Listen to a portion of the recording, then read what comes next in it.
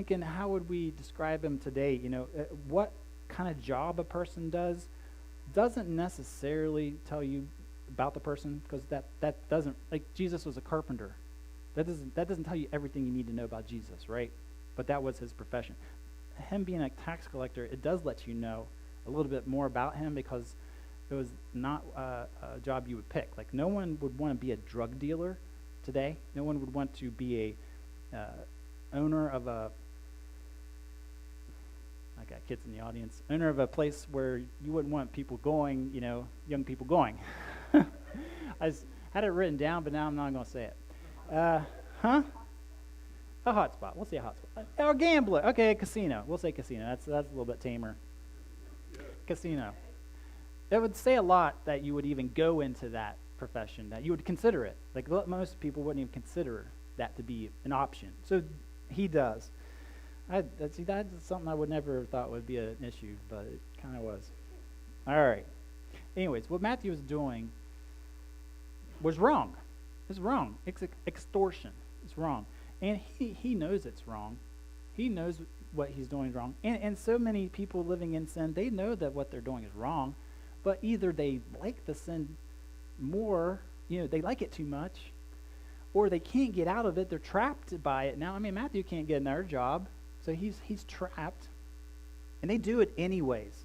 Maybe you rack up a huge debt, or there's lots of reasons, but you can sometimes get trapped into a sin and a lifestyle and can't get out. And Matthew might have been one of those people. I think gangs are like that. You get into a gang, you can't get out. Can't get out. Follow me. Now that is a command. It's a command. 2 very simple words, but those words change everything for Matthew. He doesn't need a PowerPoint presentation of what it's going to entail. He doesn't ask him what the benefits are going to be like. And it shows Jesus' authority that he can go up to a man and say, follow me, and that man follows him. I can go up to a man and say, follow me, and that guy's not following me, right? He'd be like, who are you again? Like, excuse me, I'm working here. I'm at work. I can go to someone's work and say, follow me. They'd be like, no. I'll come and talk to you later, maybe. No, because Jesus has total authority, even over people, over his disciples, in nature and demons and all those sort of things.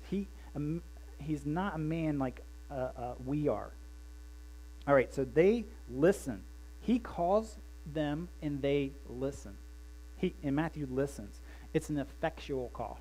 This is an effectual, efficacious call. It is an irresistible call. That later on he says, I've come to call the sick and call the... That word call is not like a, call on the phone. It's not like a call, come here. It's a subpoena. That word means subpoena. You've been subpoenaed by God. And can you go against the subpoena? No. You've been subpoenaed. He calls his elect. All right. We don't know if Matthew knew Jesus, but probably knew about Jesus, because it's not that big of a place, and he would have heard the buzz as people were talking. We don't know. But, hey, Jesus says, follow me. He rises and follows. He rises and follows. And this follows sorry to use that word again, but this follows the account of the paralytic who had to rise up and follow Jesus. And how many people rose up and followed Jesus? We'll look at Peter's mother-in-law, rose up and followed Jesus. And the little girl that he's going to raise from dead rises up and follows Jesus. It's because to go and follow Jesus, it is a getting up from, spiritually speaking, it is to get up from our sin and our lives and flippantly. He's seated here at the beginning because he's working. And Jesus says, you're done here, my voice. This is what a disciple of Jesus does. They hear Jesus' voice, and they rise, and they follow, and they obey, and they submit to him. It might mean a lot of things. For Matthew, it means a new career. For Peter, it meant a new career. For Paul, it meant giving up, high priesthood, probably. Maybe even higher than that. Pay cut for Peter, it also meant moving. He had to move from Bethsaida to Capernaum, just here, and who knows where else later. All right, so there's going to be a cost. If you follow Jesus, there's a cost. There's always a cost. he instantly loses his job. He instantly loses his way of life. He instantly loses maybe family and friends. He loses all of that. And this is an unexpected candidate, right? Jesus is picking his guys. This is my guys. He goes to a tax collector and picks the most despised person he could find. Why? Why save that guy? Why save him? He is unacceptable. He's unacceptable to society. He's unacceptable to the religion. He wasn't allowed in synagogue. He's unacceptable every way you could look at it. Politically, but he's not unacceptable to Jesus. He's not irredeemable to Jesus, unredeemable. He is accepted by Jesus as is, by the way, as is. No one's unreachable. No one's unreachable, unredeemable. You might think that person's too far gone. No, this is a tax collector. You know, why didn't he go after Pilate? He could have went for someone more prestigious and turned the world upside down with these guys, because it's his power that's working, not the people. All right, God elects whom He elects.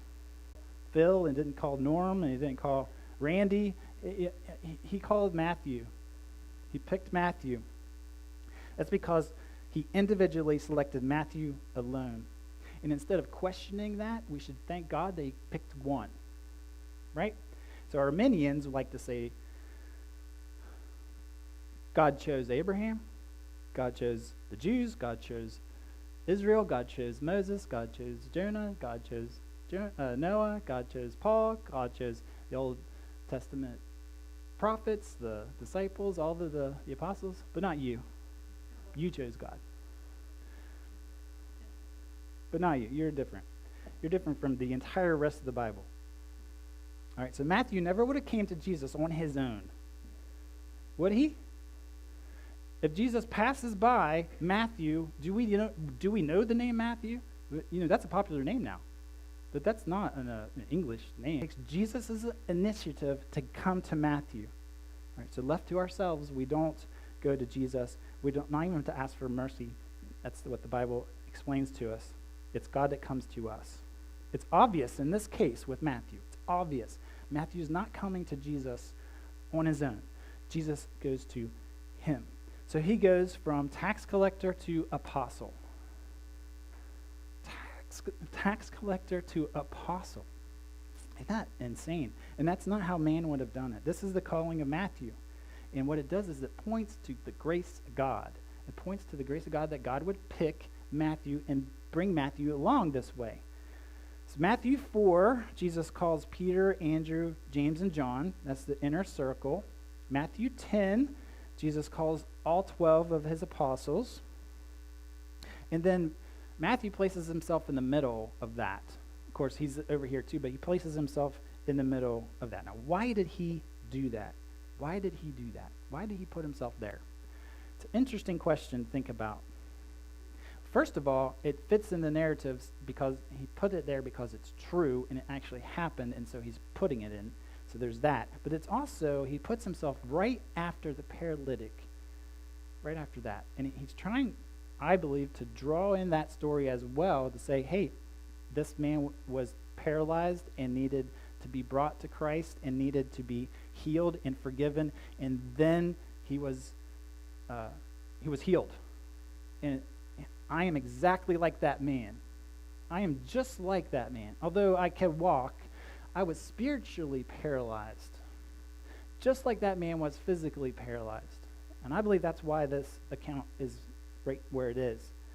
It's drawing that comparison. It would still be fresh in the reader's mind, that paralytic.